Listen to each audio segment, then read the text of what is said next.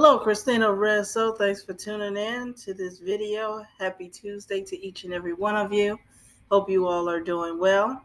So, yesterday, as I was looking over some podcasts, came across Mr. Greg Foreman, the black conservative. Also, the Hodge twins did a brief video about this, about migrants are going to take over the south side of Chicago. Now, the south side and the west side um, are mostly patrons that live there, and it's not the safest. They're not the safest neighborhoods in these areas. In fact, they're considered the most dangerous areas in the city. So, Lori Lightfoot, it all began with Abbott shipping these migrants up to Chicago. Now Lori Lightfoot, and then the mayor, who's even worse than she is and more progressive, is welcoming this. And there was a brief, you can check it out on YouTube, a brief council meeting about this, about the patrons on the south side of Chicago, uh, aka mostly black, who are against this. What does this mean? Uh, Mostly a Spanish speaking way of gentrification. And these people may be forced out because honestly, the average American of any race is usually monolingual.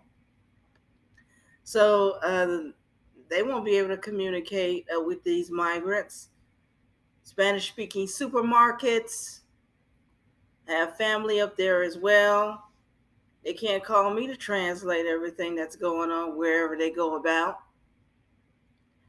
So, this is part of Black Americans' fault. Okay, first off, they vote these people in, starting with the president. Okay, because they allow themselves to be manipulated by the Democratic Party for over 6 decades, and these people don't benefit them. And even if you're not sure you're a Democrat and a black person listening, then just don't vote if you're unsure. But I digress. Then you you allow these people to bypass your population. Um, Black people say they say black is beautiful. They really don't believe that. They say they like natural hair. They know that coily, some people call it nappy, but it's actually tight and coily hair. Even look at mine; it's not over processed. Um, Find it. Don't like the hair texture. Featureism, okay, especially if the person is dark skinned. So you're allowed your population to be low. The men aren't marrying you. Women only being married at 27%, or maybe lower than that. And even if they do get a black gentleman, the financial they won't be financially yoked because unfortunately the black male is not financially capable of or the education value of starting a family. If he does have a job and he doesn't have a criminal record, he may get a decent job in public sector or blue collar, and even then, that's not enough to take care of a woman. Let's say if she has a degree and she's uh, working in corporate, because let's face it, and this is all across the board, girls and women in general tend to do better in education than boys, so, and men. So yes, you're gonna find more educated women and it's going to be unbalanced. So the women don't have a suitable mate.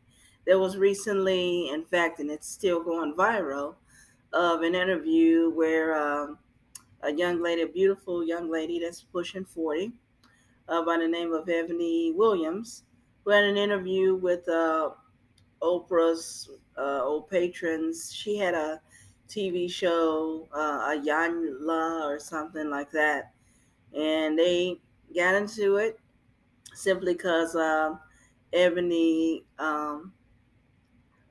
had standards of saying she wouldn't just settle for a quote bus driver.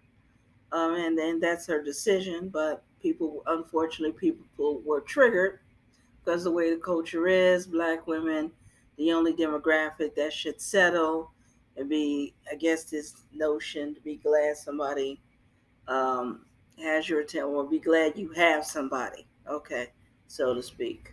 Okay. So the numbers are low. Then the controversy of abortion, again, the disdain for black children. I'm just being honest with you.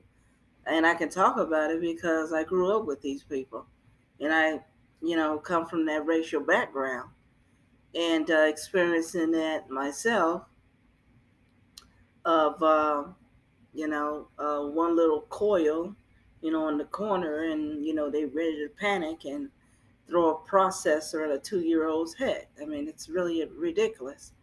So, all this, um, not, I mean, this is, I don't know about this is chickens coming home to roost or not, but you know what? It's brought upon yourselves. Their numbers are a lot larger. It will contribute. Will the crime rate go down? I don't know. If the gangs are there, yes.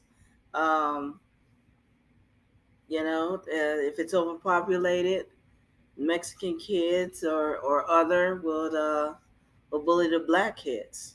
Okay, believe it or not, um, in a lot of Spanish-speaking countries, the Afro Hispanics and Latinos are low-class citizens. So these people coming to this country for the first time, how do you think they're going to treat um, uh, people of darker skin or black people who were born here? So there's a lot of factors. I can understand why these people would be upset at having these people take over, but really, what are you going to do? You can't do anything or attack them, or just move if you don't want to be there. And I'm sure this hasn't happened before.